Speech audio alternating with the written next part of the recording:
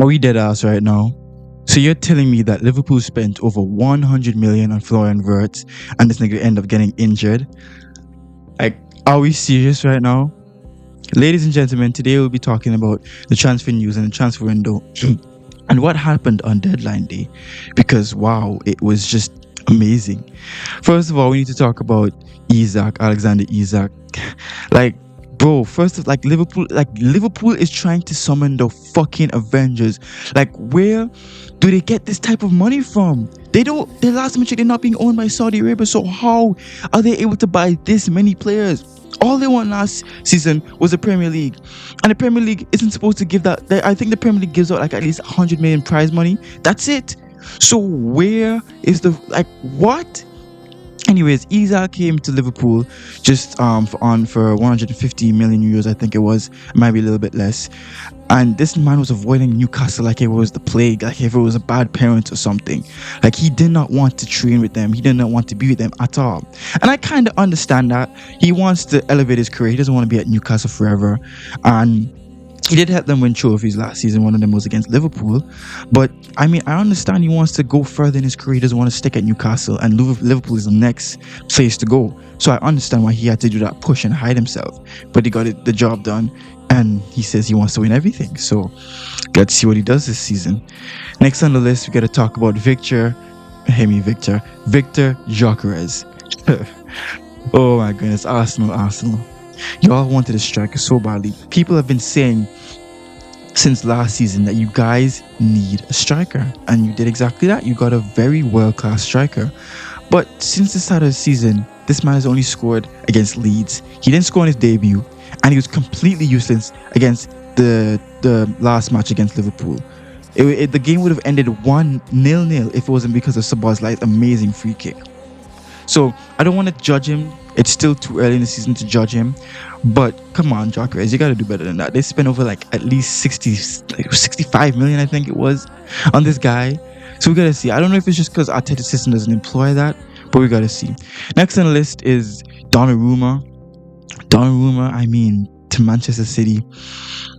I mean, Donnarumma is a good shot stopper. He is the best shot stopper, and in penalties, he's one of the best. And City need somebody like him for penalties, because they're really bad at penalties. But Pep's system doesn't require a shot stopper. He requires a goalkeeper that can play out from the back, which is what Ederson did perfectly. He also wants somebody that can play under pressure. That's why playing from the back, you be able to maneuver and pass the ball to the right player. Donnarumma can't do that. He also can't do those overhead kicks to those players up in front. He can't do that. But I'm gonna see what Pep does with Donnarumma. Maybe he can employ a system around Donnarumma. Maybe he can train Donnarumma. I don't know. Same way how Hansi Flick was able to train Szczesny to become super keeper. We can see the same thing. Maybe the same thing can happen with Donnarumma. Next on the list is Rashford. Barcelona.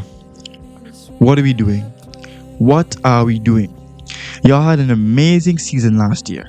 An amazing season. So why is it that you're so desperate to find a winger? You should be trying to find a defender.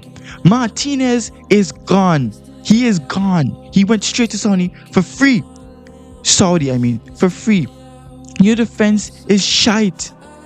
I understand the high line is a main part of your tactics. You need the high line as a part of the tactics, but you need to improve your defense. You don't need a new winger. You have Rafinha. And I'm pretty sure I just saw something on Twitter about Balde being injured on the international break. That might be false, but you guys need a defender. You need defense. That's what you need. You don't need a real winger. Look at what Rafinha did. If after Rafinha scored that goal against Inter and Barcelona had parked the bus, or defense was just a bit better, they could have gone to the final and faced PSG, and God knows how that would have gone. You guys should have bought defenders, not attackers. You have Lamine Yamal, Lewandowski, Ferran Torres, Rafinha. Why would you get Rashford? I understand Nico Williams rejected y'all. That's fine. Luis Diaz, you lost out to Barcelona. I don't know how that was possible. Rashford? Really? If Rashford doesn't do anything this season, just pack him up and send him home. I don't understand why y'all would get Rashford. Next on the list, we're just gonna go down straight. I mean, it's Nicholas Jackson to Bayern Munich. That was random and out of nowhere. Where did that come from? Bayern Munich was so good in the transfers. Why do you want Nicholas Jackson? Is shite, bro. But it's not my concern. I don't really care. Musiala is injured, so I want to see how this Bayern Munich team does. Akanji to Inter. I would say that's a good deal for them. Inter's they play very defensive football, so Akanji adding to that defense is good. I mean, nothing more I can really say. I mean, City needs a defense. They need to improve their defense, yeah, but it's a good deal. Kolo Muani to Tottenham. I mean, okay. I mean, Tottenham's doing well so far with a new manager. He's good. I don't see a reason why they need Kolo Muani, but hey, I'm not. It's a perfectly fine deal with me. And then we have Manchester United with their new keeper that they just bought. I don't know much about this guy. Royal Antwerp. I might have just pronounced that incorrectly. But I guess, hey, he might be better than... Anything's better than Nana, really. And the other guy, I forgot the other guy's name.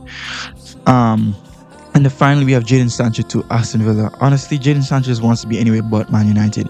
He was at Dortmund the other day. Then he went to Chelsea. And now he's at Aston Villa. He doesn't want to go back to Man United. And I understand that. But that's basically my little rant for the day. I don't even know why I said that. Like, honestly, with Florian Wirtz, for 100 million, he's supposed to be able to score goals with his hands behind his back towards the goal, and he has a blindfold on. Because I don't know why you're spending that much money on a midfielder. I mean, he better be worth it by the end of this season. But we'll see how this season goes, and thank you guys for watching and have a good day.